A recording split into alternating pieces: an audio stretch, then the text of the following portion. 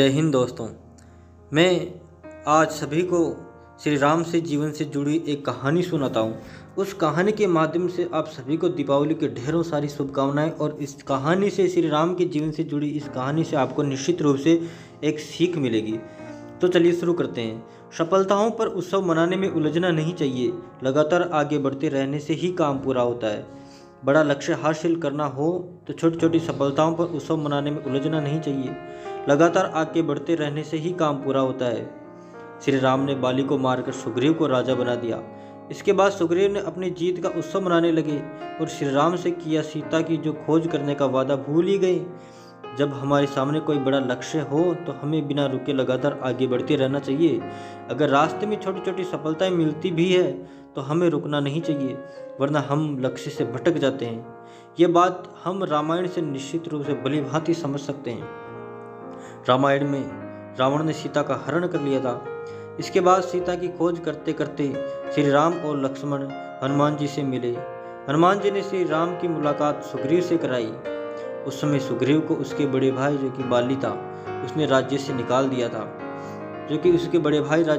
दिया था और उसके राज्य पर व स्त्री पर अपना अधिकार स्थापित कर लिया था बाली ने।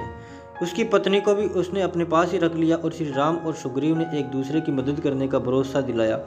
श्री राम ने बाली को मारकर किष्किंधा का राजा सुग्रीव को बनाकर अपना वादा तो निभाया।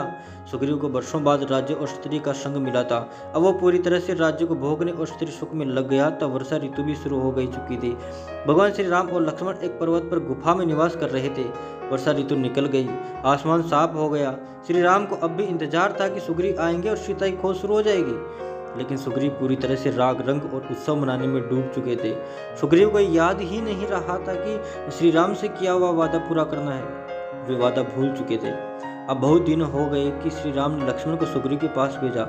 लक्ष्मण ने सुग्रीव पर क्रोध किया। तब उन्हें एहसास हुआ कि विलासिता में आकर उनसे कितना बड़ा अपराध हुआ है। सुग्रीव को अपने वचन भूलने और विलासिता में भटकने के लिए सबके सामने शर्मिंदा होना पड़ा। माफी भी मांगनी पड़ी। इसके बाद सीता की खोज शुरू हुई। इस कहानी से हमें यह सीख मिलती है कि रामायण के इस प्रसंग की सीख ये कि छोटी सी सफलता के बाद अगर हम ठहर जाएंगे, कहीं ठहर कर रह जाएंगे तो उत्सव मनाने लगते हैं तो मार्ग से भटकने का डर रहता है। तभी छोटी छोटी सफलताओं को अपने ऊपर हावी ना होने दे। अगर हम छोटी या प्रारंभिक सफलता में उलझकर रह जाएंगे तो जीवन के अंदर बड़े लक्ष्य को प्राप्त कभी भी नहीं कर पाएंगे। तो दोस्तों, आई होप कहानी आपको पसंद आई होगी। तो मैं इसी कहानी के साथ आप सभी को दीपावली की ढेरों सारी शुभकामनाएं देता हूं और ईश्वर से प्रार्थना करता हूं कि जल्द से जल्द सभी जो कि बेरोजगार अभ्यर्थी है और जिनको रोजगार मिल सके और जो कि अगली दिवाली आई वो निश्चित रूप से रोजगार युक्त आए और अच्छे से अगली दिवाली मना सकते हैं। तो दोस्तों, थैंक यू। जय हिंद, जय भारत, जय श्री राम। आपको दीपावली की पुनः बहुत बहुत ढेरों शुभकामनाएं। जय श्री राम, जय श्री राम, जय श्री राम।